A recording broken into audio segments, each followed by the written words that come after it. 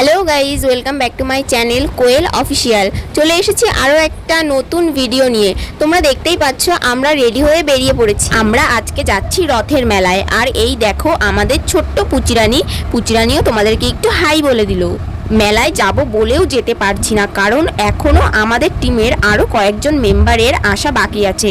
তো ওদের জন্যই রাস্তায় দাঁড়িয়ে দাঁড়িয়ে ওয়েট করছি, দেখা যাক ওরা কখন আসে। আর এদিকে পুচিকে দেখো, ও তো নেচেই যাচ্ছে আর রাস্তা দিয়ে একা একাই ঘুরে বেড়াচ্ছে। ওকে নিয়ে যাচ্ছি না বলে ওর কোনো মাথা ব্যথা নেই। পুচিকে ঘর থেকে বাইরে বার করলেই ও খুশি। সে ওকে কোথাও নিয়ে যাওয়া হোক বা ওকে রাস্তাতেই দাঁড় করিয়ে রাখা হোক না কেন, ও বাইরে বেরোলেই যেন প্রচুর আনন্দ পায়।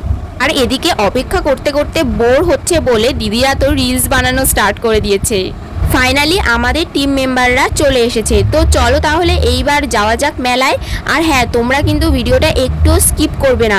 মেলায় গিয়ে কি কি করব সমস্তটা তোমাদের সাথে শেয়ার করব। আশা করছি ভিডিওটা তোমাদের খুব ভালো লাগবে। তো একটু স্কিপ না করে কন্টিনিউ ভিডিওটা দেখতে থাকো।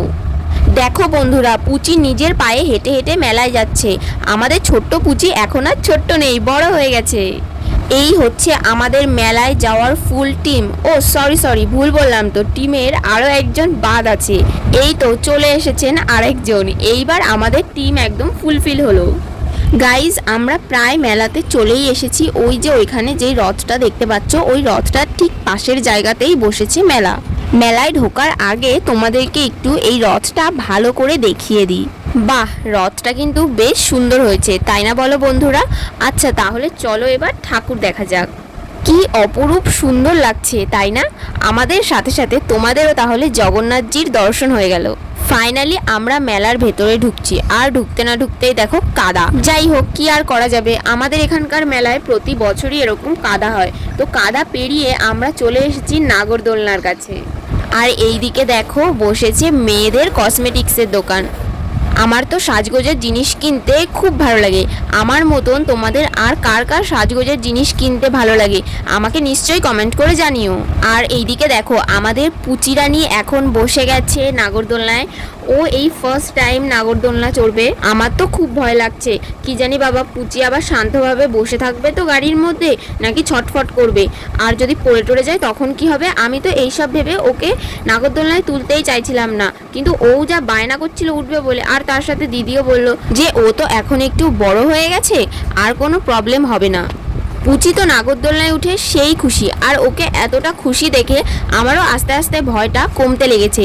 এখন আর অতটাও ভয় লাগছে না ওকে নিয়ে। কিন্তু হ্যাঁ, এখন থেকে একটা সমস্যাও স্টার্ট হয়ে যাবে। সেটা হচ্ছে যখনই আমরা এরপর থেকে মেলায় যাব তখনই পুচিকে নাগরদোলনায় ওঠাতে হবে, না হলে পুচিরানি বায়না করা শুরু করে দেবে। এই দিকে তো পুচির দোলনা চড়াই শেষ হচ্ছে না, আর আমি ভাবছি যে কখন একটু বাড়ি যাব, কারণ প্রচুর গরম লাগছে। আর আজকে প্রচুর গরম পড়েছে, মারাত্মক লেভেলের গরম পড়েছে। বন্ধুরা, পুচি এখন একটু দুষ্টু মিষ্টি ভাবে হেসে তোমাদেরকে দেখিয়ে দিল। ও একটু চেষ্টা করলো তোমাদের মন জয় করার, যাতে তোমরা একটু আমার চ্যানেলটা সাবস্ক্রাইব করো তাড়াতাড়ি করে। সাবস্ক্রাইব করলে তো আমার চ্যানেলটা, পুচি কি পারলো তাহলে তোমাদের মন জয় করতে? যদিও এটা পুচির চ্যানেল না, এটা আমার চ্যানেল, কিন্তু আমার চ্যানেলে তো আমার পুচিকেই বেশি দেখানো হয় আমার থেকে। কি ঠিক বললাম তো গাইস? এদিকে দেখো আমি দোকানে এসে শুধু খোটাখুটি করে যাচ্ছি, কি নেব কোনটা নেব কিছুই বুঝতে পারছি না। এত কিছু ঘাটাঘাটি করার পর ফাইনালি আমি একটা ক্লিপ কিনে নিয়েই বাড়ি চলে যাচ্ছি, কারণ কি সেরকম কোনো কিছুই ভালো লাগছিল না মেলার মধ্যে। আর তার মধ্যে পুচিরানি যা দুষ্টুমি করছিল, কেনার মুডটাও চলে গেছিল। আমি যখন ছোটবেলায় মেলায় যেতাম তখন দেখতাম দোকানের জিনিসপত্র থেকে মেলার দোকানের জিনিসপত্রের দাম অনেকটাই কম। আর তখন আমার মাও মেলার থেকে বেশ ভালোই কেনাকাটা করতো। কিন্তু এখন তো দেখি পুরো ব্যাপারটা উল্টো হয়ে গেছে, মানে দোকানের থেকেও মেলায় যেন দাম আরও বেশি।